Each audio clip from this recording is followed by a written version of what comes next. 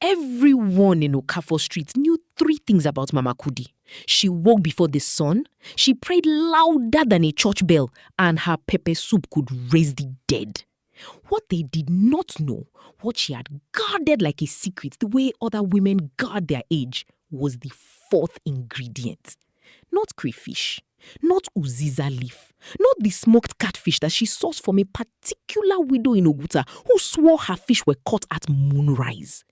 The 4th ingredient was trouble, and Mama Kudi put it in everything she touched.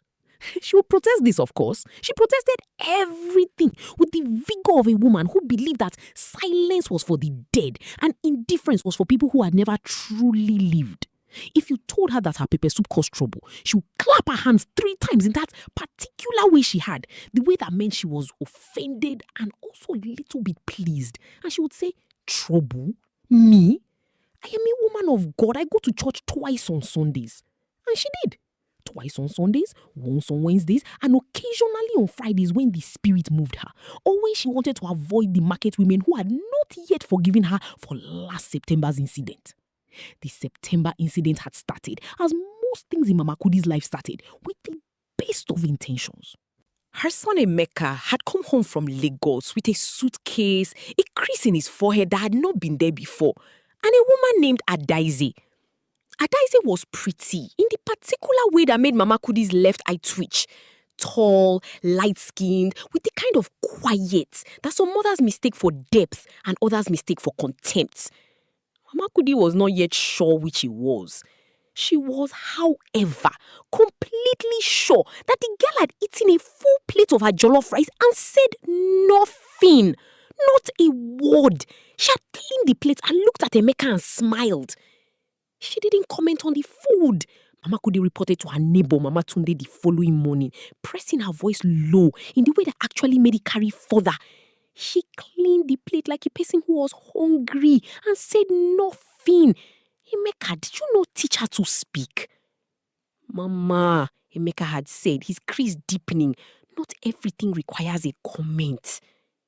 Mama Kudi had looked at him, this boy she had carried for 9 months, fed on sacrifice and prayer, watched grow into a man who now stood in her kitchen telling her that things did not require comment, and she had felt something shift quietly behind her ribs. Not pain exactly, not yet. Something more like the first warning sound a pot makes before it boils over. Go and rest, she had said pleasantly. I will make pepper soup for dinner. That night, she had made the pepper soup. She had put in the crayfish, the uziza, the smoked catfish from the Oguta widow, and she had put in the 4th ingredient. That is to say, she had put in herself. All of herself. Every question she wanted to ask and could not. Every fear that arrived in the dark when she thought about what it meant that her son had come home with a suitcase and a woman and a crease. Every stubborn ounce of love that had nowhere to go except into the pot. Adaeze had taken one sip and closed her eyes. When she opened them, they were bright. Mama, she said, this is the best thing I have ever tasted in my life. And that was when the trouble started. Because Mama Kudi, caught off guard by the girl's face, open and genuine in a way she had not expected, had started to cry. And when Mama Kudi cried, she cried loudly as she did everything. And Emeka had come running from the parlor, convinced that someone had died. And Adaeze had held Mama Kudi's hands and said, what is wrong? What is wrong? And Mama Kudi, through her tears, had said, nothing is wrong. I am just happy. Why does everyone in this house assume that tears mean something is wrong? Tears can mean many things. And Emeka had sat down heavily on a kitchen stool and laughed. Laughed the way he had not laughed since he was small. And somehow, within the hour, all 3 of them were eating pepper soup together in the kitchen at 9 o'clock at night. And Mama Kudi was telling Adaeze the story of how she had once chased a goat 2-3 compounds on Christmas morning, and the crease on Emeka's forehead had quietly, without fanfare, smoothed itself out. This was not the trouble. The trouble came later, when Mama Kudi, emboldened by this success, decided that the pepper soup should be shared with the entire street.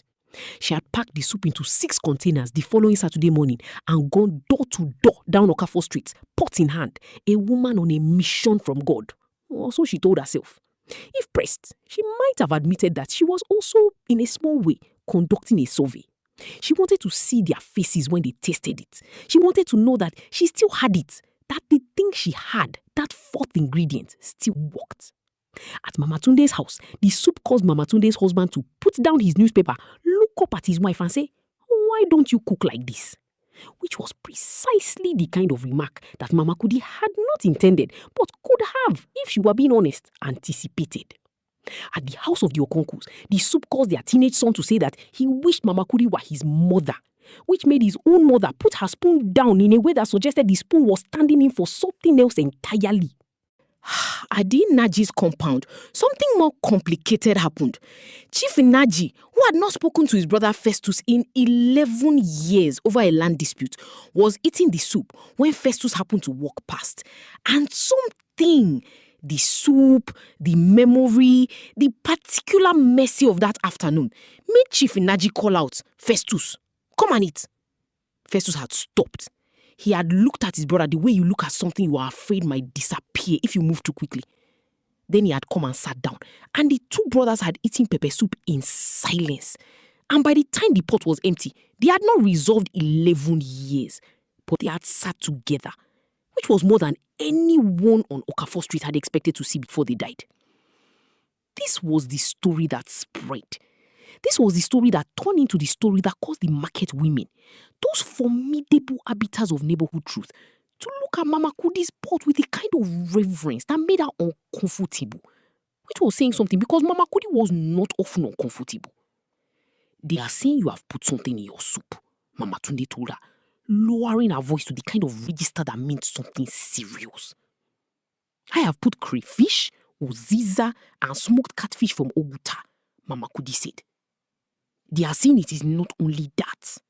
Mama Kudi was quiet for a moment. Outside, she could hear the familiar sounds of the streets. A motorcycle, children arguing over something small, a video playing a song she knew but could not name. She thought about Chief Naji and his brother eating from the same bowl. She thought about Emeka's crease, gone now. She thought about Adaeze's face, open and surprised by something she had not known was coming. "It is only that," Mama Kudi said finally. "Tell them not to be dramatic." She would not write it down. Her daughter Ngozi had asked her more than once with the polite insistence of someone who knew they were going to lose but wanted it noted that they had tried. "Mama, write the recipe in case something happens, in case we need it." Mama Kudi always looked at her daughter when she said this with an expression that contained several things at once. Love, amusement, and a very particular kind of stubbornness that had survived 6 decades and 3 funerals, and a flood in 1998 that had taken the roof clean off the kitchen and left Mama Kudi standing in the rain, looking at the sky, saying things to God that were not exactly prayers, but were addressed to him nonetheless. "You cannot write this recipe," Mama Kudi told Ngozi. "Why not?" "Because the most important part cannot be measured." "What part?" Mama Kudi had looked at her daughter. This serious, careful girl who had gone into a serious, careful woman and had chosen, for once, not to be indirect. "Yourself," she said. "You must put yourself in it. Not a little, not carefully. Everything. All the things you are carrying that have nowhere to go. All the love that does not know how to speak. All the worry and the hope and the wanting things to be all right. You cook all of it in. And then you give it to someone who needs it. That is the recipe. That is the only recipe. The rest, the crayfish, the uziza, the rest is just so it has somewhere to live." Ngozi had been quiet for a long time after that. "Is that why it causes trouble?" she asked at last. "It does not cause trouble," Mama Kudi said, returning to her pot with the authority of a woman who considered the conversation concluded. "It causes truth. People call it trouble because truth is inconvenient. But truth is only trouble until it is over. After that, it is just the way things are." She lifted the lid. Steam rose. The smell moved through the kitchen the way setting prayers move. Not loudly, but completely, filling every corner. "Now, Wash your hands, she said. It is nearly ready.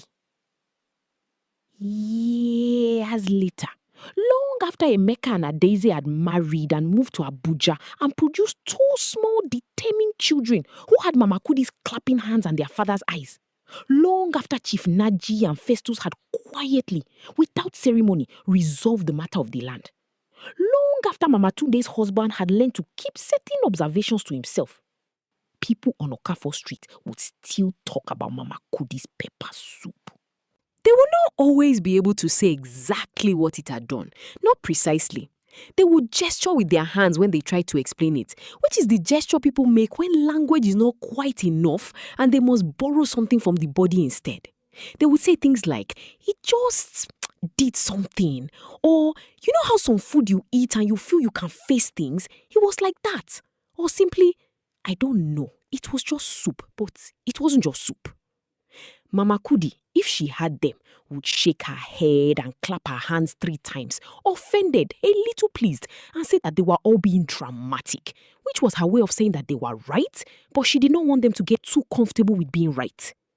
She was, as anyone on Okafor Street could tell you, a woman who loved without instruction, cooked without apology, and prayed with a directness that sometimes made God feel personally addressed. She caused trouble everywhere she went. If by trouble you meant the kind of rearrangement of things that is uncomfortable in the short term and necessary in the long one.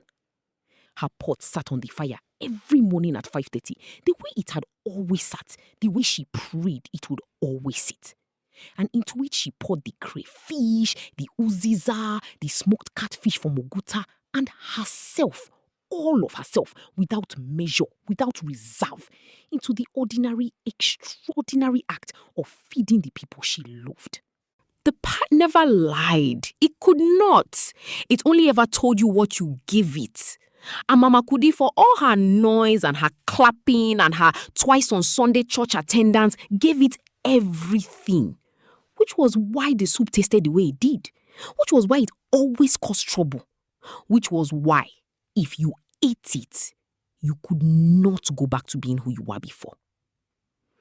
If Mama Kudi's story made you smile, reminded you of someone you love, or brought back memories of the people who fed your heart as much as your stomach, share this story with someone who needs it today.